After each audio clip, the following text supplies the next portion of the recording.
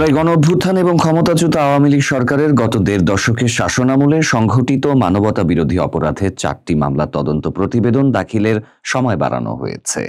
সোমবার বিচারপতি মোহাম্মদ গোলাম মর্তুজা মজুমদারের নেতৃত্বে ৩ সদস্যের আন্তর্জাতিক অপরাধ ট্রাইব্যুনাল ১ এই অনুমতি দেন। ট্রাইব্যুনালের অপর ২ সদস্য হলেন বিচারপতি মোহাম্মদ শফিউল আলম মাহমুদ ও বিচারক মোহাম্মদ মহিতুল হক এনাম চৌধুরী।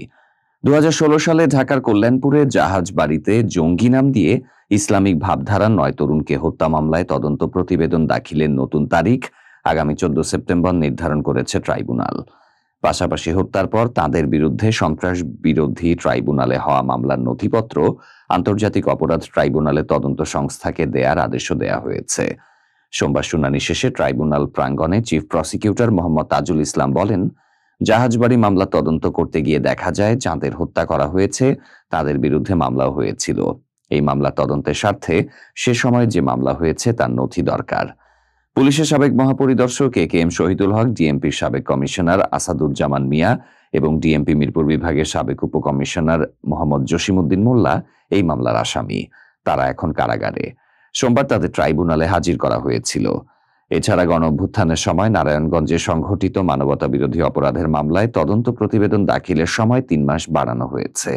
ট্রাইব্যুনাল এই মামলার প্রতিবেদন দাখিলের পরবর্তী তারিখ আগামী ১২ অক্টোবর নির্ধারণ করেছে। শুনানিতে প্রসিকিউশন বলেন, গণঅভ্যুত্থানের সময় নারায়ণগঞ্জ এলাকায় ৪০ জনকে হত্যার একটি মামলায় ৮ আসামির বিরুদ্ধে পরোয়ানা জারি করে ট্রাইব্যুনাল। তবে এখনও কাউকে গ্রেপ্তার করা সম্ভব হয়নি। গণঅভ্যুত্থানের সময় রাজধানীর রামপুরা এলাকায় সংঘটিত মানবতা বিরোধী অপরাধের মামলায় তদন্ত প্রতিবেদন দাখিলের সময় বাড়ানো হয়েছে। ট্রাইব্যুনাল এই মামলার প্রতিবেদন দাখিলের পরবর্তী দিন ধার্য করে আগামী ১৪ সেপ্টেম্বর।